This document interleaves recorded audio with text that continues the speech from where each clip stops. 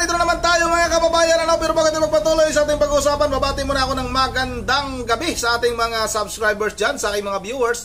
Maraming salamat sa inyong suporta. Shoutout sa inyong lahat. At yun ang tuloy na tayo kagad sa ating pag-uusapan. Ito'y tungkol na naman sa pinakamayabang na vlogger na si Epifanio Labrador, sa totoong buhay Richard Palacio. Ang vlogger na nagtapang-tapangan, ngunit ang katotohanan ay support naman. At hindi lang si Panyong, yung ating pag-uusapan dito, isama na natin itong kanyang lula. Itong si Lola Mare, na isa rin sa mga talagang galit na galit kay Congressman Marcolita at sa pamunuan ng Iglesia ni Cristo. Ngayon ko lang ito gagawa ng reaction video. Itong si Lola Mare.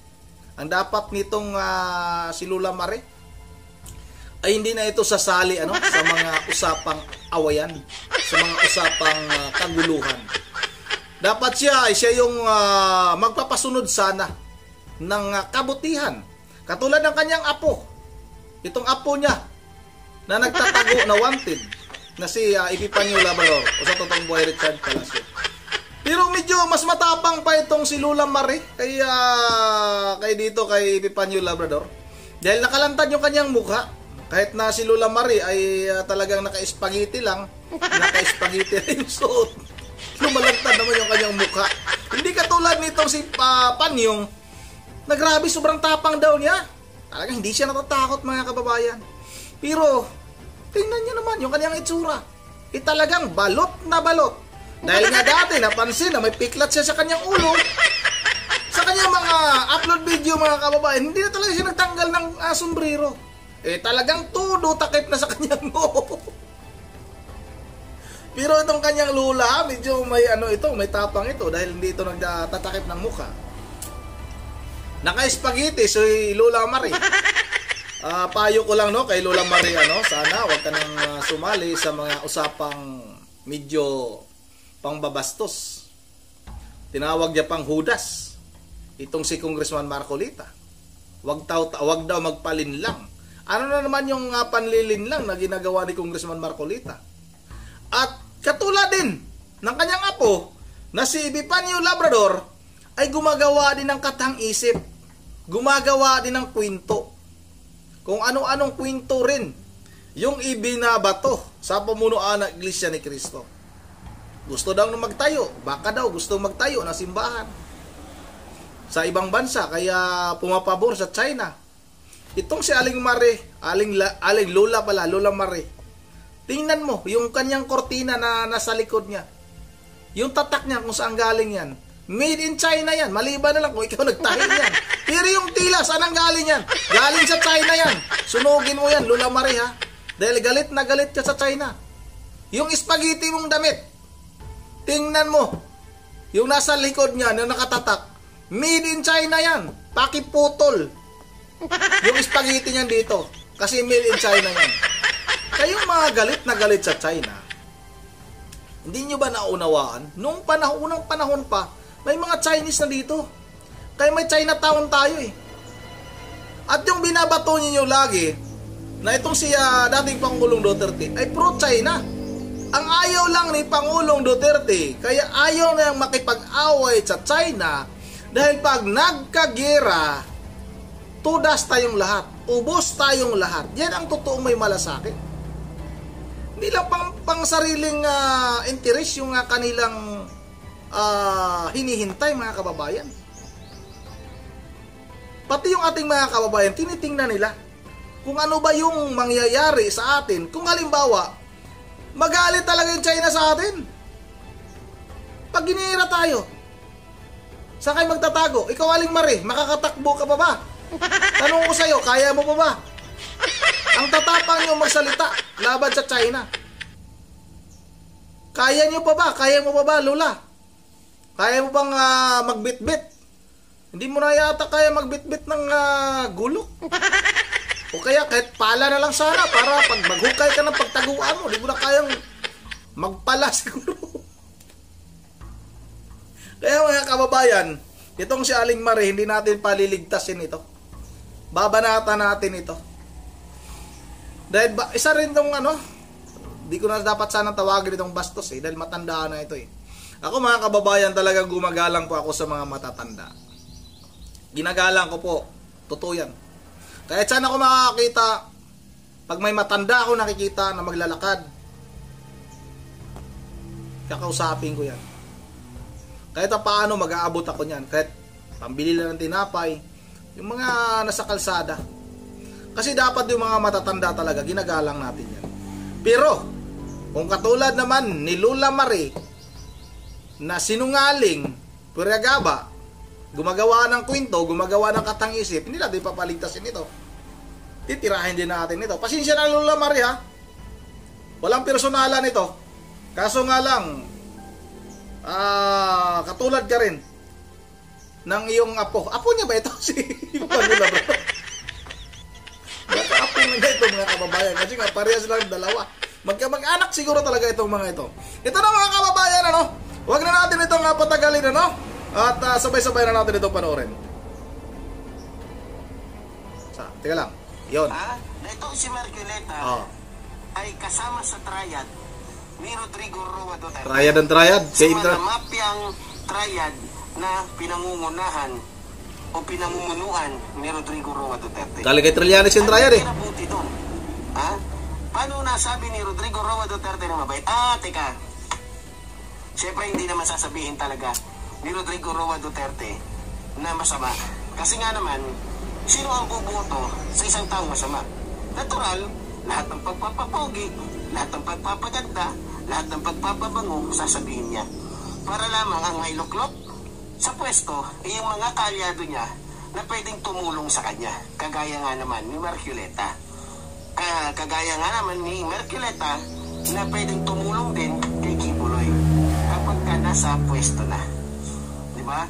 So, alam ko, kaya todo sip-sip si Duterte kay Marcoleta para iboto din sila ng mga iglesia ni Manalo na naghahari-harian, naghahari-harian dito sa ating bansa. Ako po, kailan kayo naghahari-harian? So, nakakatawa, mga minamahal ko mga kababayan. Pero kung ako po ang inyong tatanungin, lahat kayong mga Katoliko, lahat ng mga hindi iglesia... Oy, hindot ka, Katoliko ako. Huwag mong idamay yung Katoliko. Dahil nga, yung kami mga Katoliko, yung ko lang kung anong relihiyon ito. Di ko lang alam kung kasapi ito ng mga... alam ko ng mga kababayan kung anong relihiyon nitong si Epifanio Labrador. Kasapi ito, kasama ito ni sino ba yun? Dato Adlaw? Yung nasa Surigao. Yung pinapadlak yung mga tindahan doon. Siguro kasapi ito kasama ito ni Dato Adlaw. Humiwalay lang siguro ito ng lugar kasi nga hindi ito pwedeng lumantad dahil wanted itong tao na ito Kaya hindi ito nakasama ni Dato Adlaw mga kababayan na pumunta ng Surigao. Alam ko na ngayon kung anong relihiyon nitong si Richard Palacio. Kasapi ito ni Dato Adlaw pala mga kababayan. Manalo na Diablo, magtulungan kayo. Tulungan ninyo yung mga kalaban nila dahil natitiyak ko na yung mga kalaban nila sa politika, yun ang mga matitinong mga politiko. Kagaya na lamang ng mga kaalyado ng ating mahal na Pangulo. So alam nyo naman po siguro kung sino-sino sila. Hindi ko na iisa-isahin pa dito. Pero isa lang masasabi ko, uulitin ko. Basta kaalyado ng ating mahal na Pangulong Ferdinand Marcos Jr., yan po ay makabansa. At natitiyak ko na yan ay magiging katulong ng ating Pangulo sa pagpapaunlad sa ating bansa. Na kung saan ang bansang ito ay magiging isang bagong Pilipinas. Isang bagong Pilipinas na kung saan tayong lahat ay tutungo po sa kaunlaran, sa kapayapaan, at higit sa lahat, tayo ay sama-sama na magbabago. Bakit? Sapagkat maraming mga trabaho, maraming mga proyekto ang talagang magagawa at gagawin pa ng ating mahal na Pangulo. Ano proyekto saan wala? Sa ating mga kababayan, sabi ko nga, ano? Para sa akin lang, hindi na dapat pansinin itong si Rodrigo Roa Duterte. Alam naman natin na hindi lamang ito si Raulo. Hindi lamang ito gago. Talagang masasabi mo na na dahil sa lunod na ito sa fentanyl, wala, ayun, tingnan nyo naman. O, sino maniniwala? Sabi niya, out na ako, hindi na ako, ayoko na sa politika. Pero tignan nyo naman, sumisiksik sa politika. Sumisiksik sa politika. Retiro na daw siya, ayaw na daw niya. Pero tignan nyo ngayon. So, yan ba yung mga taong dapat natin pagkatiwalaan na kung saan kung titignan ninyo, walang isang salita. So, dapat natin pagkatiwalaan, mga minamahal ko mga kababayan, yung katulad po ng ating minamahal na Pangulong Ferdinand Marcos Jr. na kung ano ang kanyang sinabi, yun ang matutupad. Ngayon, mga minamahal ko mga kababayan, alam naman natin na lahat ng paninira natin gagawin nila para lamang po masira ang ating mahal na Pangulo. Diyos Pero ko. pa man, mga minamahal ko mga kababayan, kahit anong paninira nila, hindi pa rin sila magwawagi sapagkat ang mga Pilipino ay bukas na ang mga kaisipan. Alam nila ang tama't mali at alam nila ang tunay na nangyayari dito sa ating bansa. Anong kinabait? Totoo talaga yan. Alam na namin kung ano ba talaga ang totoo nangyari sa bansa. Hindi na nga mga kababayan, ano ba yung sinasabi mo, Panyong? Na lahat ng sinasabi ni Pangulong Marcos Bangag Jr. ay tinutupad, ginagawa. Ano sana yung 20 kilong bigas? Sana yung pangako niya na 20 kilong bigas. Sige nga, ikaw sinungaling ka talaga. Pero hindi ka makakalusot nga sa akin. Ang lagnaw ng utak mo. Magpa-drug test nga, ayaw niyang gawin. Ang dami nang nagsasabi, oy, Pangulong Bongbong Marcos Bangag Jr., magpa-drug test ka para matapos na yung mga haka-haka. Matapos na yung mga taong tumutulig sa sayo. Magpa-drug test ka. Ayaw niya. Bakit daw niya gagawin yun? Di ba?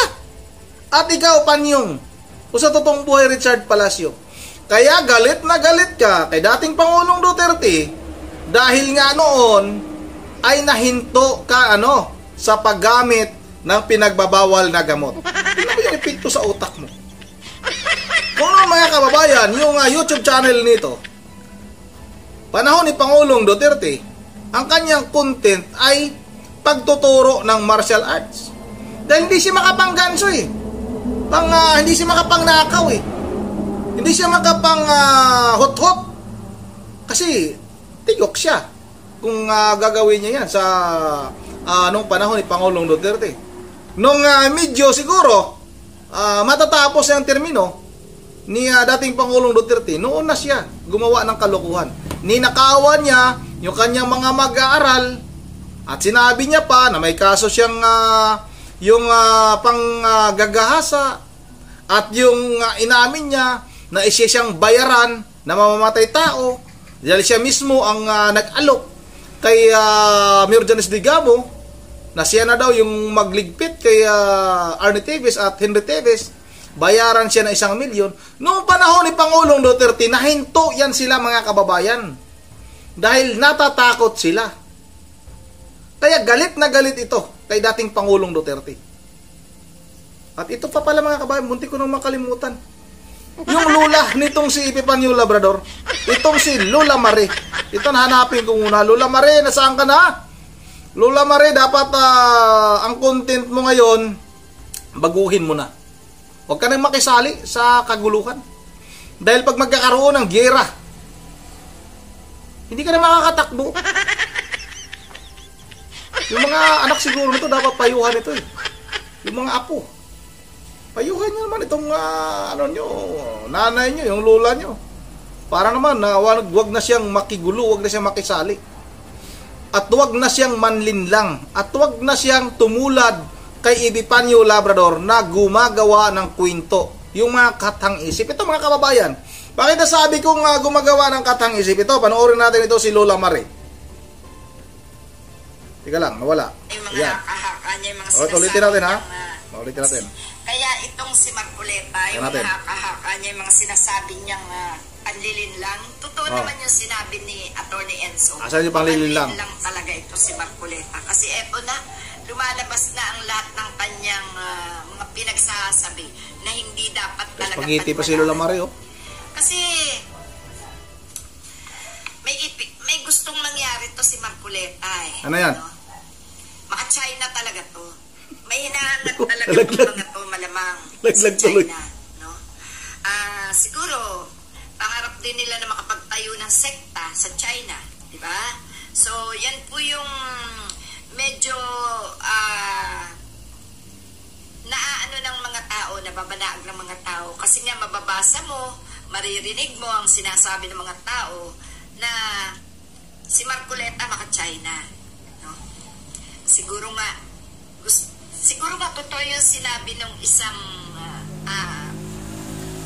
kawalang demokrasya na nasa abroad na nakakaalam naman nangyayari na dati po siyang sundalo dito nila Enrile nung panahon ni Marcos. Sino yan? Sila makauwi ngayon. So sila po ay nalalaman nila ang mga pangyayari sa ibang bansa pagkat sila ay nandoon at sila po ang mga tinaguriang kawalang demokrasya. Ang sabi nga po, gusto yatang magtayo ng simbahan itong si Marcoleta doon sa China, no? Yan po yung sinabi sa atin, ano? At parang nakikita natin na talagang pumapanig sila sa China.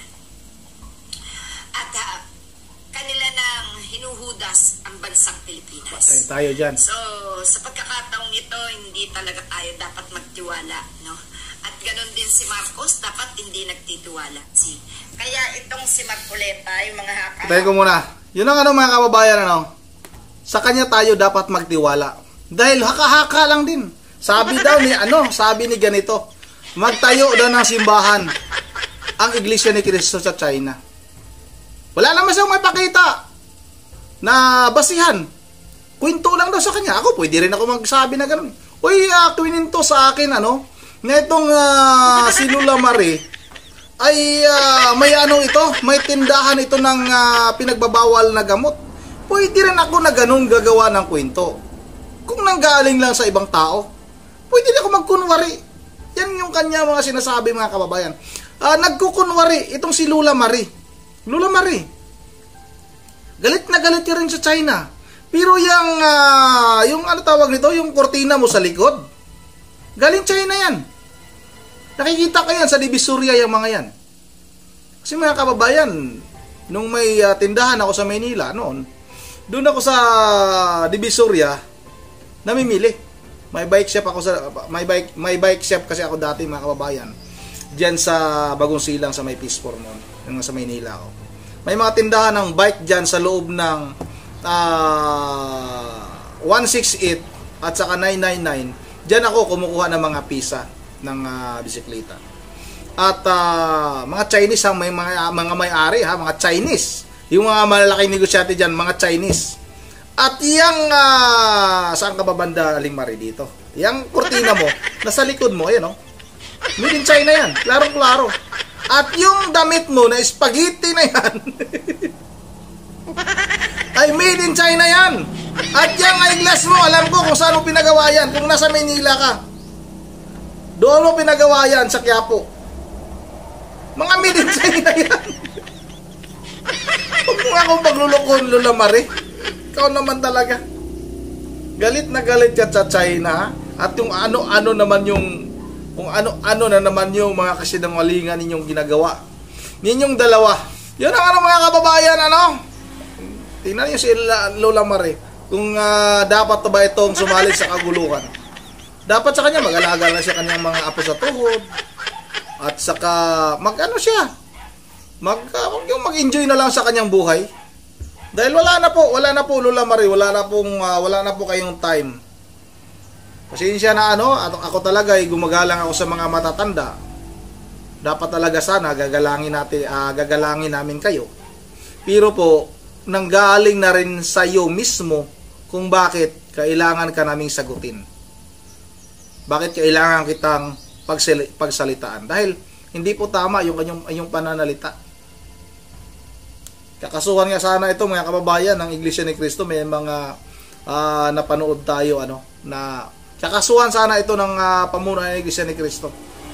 Kaso nga lang sa kanyang komento para bang nagmamakaawa siya. Bakit na ganito? Akala ko mga mababait kayo. Wala na ba kaming karapatan na magsalita? May karapatan naman tayo magsalita, pero wag naman yung below the belt na nga talaga. Yun dito lang muna bago tayo magtatapos ay mag-shoutout lang muna tayo Shout out tayo ha. Magbabasa tayo ng mga ilang komento dito sa may bandang baba ha. Hindi ka lang. Dito tayo sa may bandang baba ha. Shout out rin kay Dexter Mulasco. Mabulok yan pero buhay pa. Kitong ang tatama dahil sa minura. Naku po, delikado. Minura niya ang pamamahala ng iglesia. Sumpain niya ng Diyos. Naku po, kitong. May kitong kasi pag silulam ma rin ako kung may kitong tapos naka-spaghetti ka. Sagwa. At shout out rin kay Jubal Nival. Di ba sabi ko, at itaga mo sa bato kung di ka sisingilan ng Diyos. Kalabanin nyo ang iba, wag lang ang INC dahil Diyos ang gaganti sa inyo. Kayong mga buzzer na kumakampi dito, isa rin kayong sisingilin, darating yan. Antayin nyo lang, good luck sa mga buzzer din. O yan la, mga taga-suporta ni Panyong, lagot kayo. Lagot kayo. Isa rin kayo sa mga naniniwala kay Panyong. Shout out rin kay Inilig Nabisor. Ang pagtatanim ng masama ay aanay din ng masama. Tama talaga, totoo yan. Shout out rin kay Ma'am Joyce ng Japan ha. Shout out sa Ma'am Joyce, kumusta? Sobrang lamig daw ngayon sa Japan. Shout out Ma'am Joyce. Shout out rin kay Bin Mandayo. Di na yan nakatulog kasi natatakot na sa puyat at gutom yan. Yan mamamatay. Totoo yan. Shout out rin na kay tapos na ito si Beverly Corbito. Cabarito, shout out ha. Beverly Cabrito. Dudurugin ka ng Ama dahil sa pamabastos mo sa aming mahal na tagapamahala. Sana dudurugin ito. Huwag naman sana madaganan ng bato. Baka madaganan ng bato si Panyong madurog. Wag naman. Shout out rin kay Jimmy Ray Lauri. Totoo po yan, buhay po ang Diyos ng Iglesia ni Cristo. Yan ang maraming salamat. Shout out ha kay Junior. Correct po kayo dyan. Maraming salamat sa iyo. Junior, shout out sa iyo. Shout out. Shout out na rin kay Anisito Rodrigo. Salamat po Ama at hindi mo hinahayaang manaig ang lapastangan sa inyong iglesia sa huling araw. Shout out na nakakaano yung mga komento no? Ng mga taga-iglesia ni Cristo. Talagang binabase nila sa ano ng Panginoon. Hindi ka ba kinikilabutan, Panyong? Hindi ka ba natutunaw sa hiya? Mahiya ka naman. Kahit ang kapal ng pismas mo, kahit kaano pa kakapal yung mukha mo, Panyong, mahiya ka naman. Wala ka talagang hiya, Panyong, pag di ka mahiya. Shout out na rin na kay sino to? Elisio Santos. Dapat makulong na yan para mahimas niya ang rihas na bakals. Matotoo yan. Shout out na rin na kay Pimindis Gamuyaw. Oy, si Pimindis Idol, maraming salamat sa iyo ha. Dahil sa mga pagpaparatang niya at mga masama na salita ng INC, ayan, pinalo na siya ng Ama. Sana papaluin yan sa bandang, saan mabanda papalo natin? Yung utak sana niya talagang mahirap na siguro maliwanagan. Shout out na rin ha kay Ma'am Joyce ha. Basahin ko lang itong komento ni Ma'am Joyce. Napakahaba nito ha. Ma'am Joyce, nandiyan pa na si Ronnie TV mo. Good evening. Kakawin lang from work at sunduin ako ng apo ko. Mamalingki kami dahil ang mami may overtime. Si Ronde hindi mananalo sa Banatiros Brothers. Si Epipanyo Labrador. Kasama namin ang Banatiros Brothers. Kasama namin noong nag-rally kami dito sa Shibuya, Tokyo noong December 29 last year. Lahat ng team Banatiros kasama namin, mga 790 Filipino, Solid Duterte, Top Protic, Inday, BP Sara, Duterte Curfew, Maosig, Solid DDA, Solid Forever Duterte. Kasama namin ang Banatiros teams. Kaya lang umuwi si Banat by dahil may lagnat. That's real talk.